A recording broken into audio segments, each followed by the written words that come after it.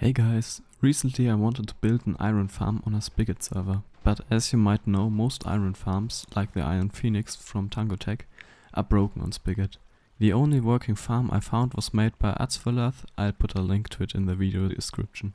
But his design could be broken with a simple change in the default settings, more to this later. So I did some digging for myself on why that kind of farms won't work on Spigot and how to fix those issues.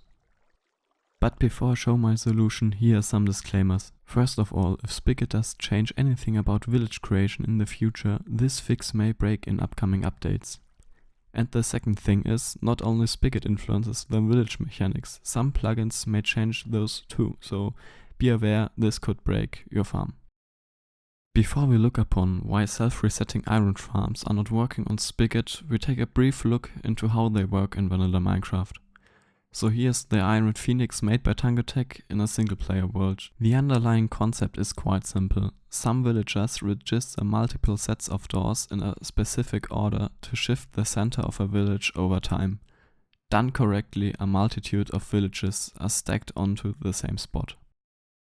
Now if we take a look at the exact same farm on a Spigot server, the problem becomes apparent quite fast. The villagers do not reliably registrate the doors. This results in the villages merging instead of stacking in the same place. In the end, we would have only one big village instead of 64 as intended.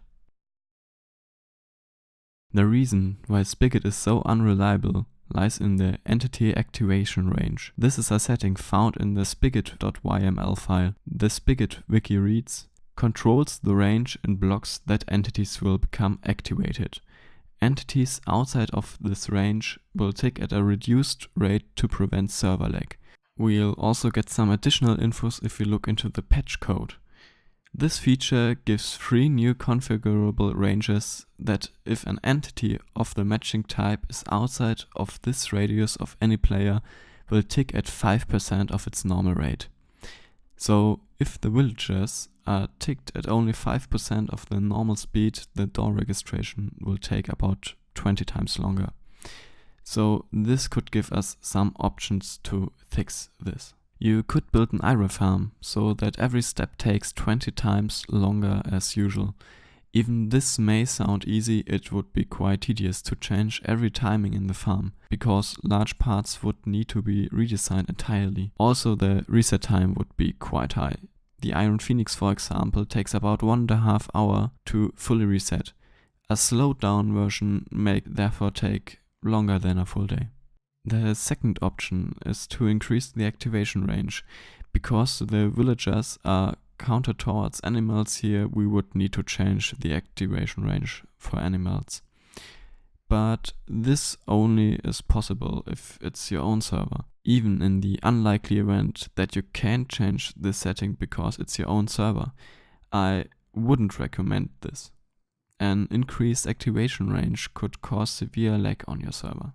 Another possibility is to place all villagers in the activation range of the player. The in the beginning mentioned design by Atzverlath uses this method, but there are 2 reasons why this is not an ideal solution.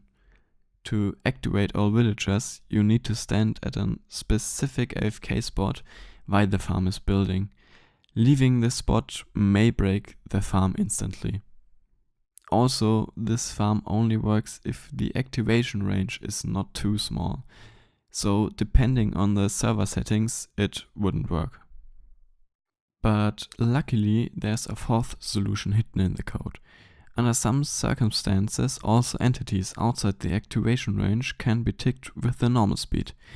The most useful ones are the exception for entities being in water and entities being passengers.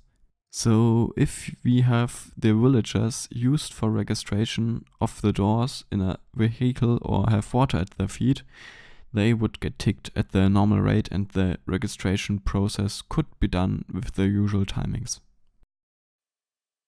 To demonstrate this, I made a small test setup with villagers. If we stand inside the activation range, which is on its default setting of 32 blocks, all doors get registered quite quickly.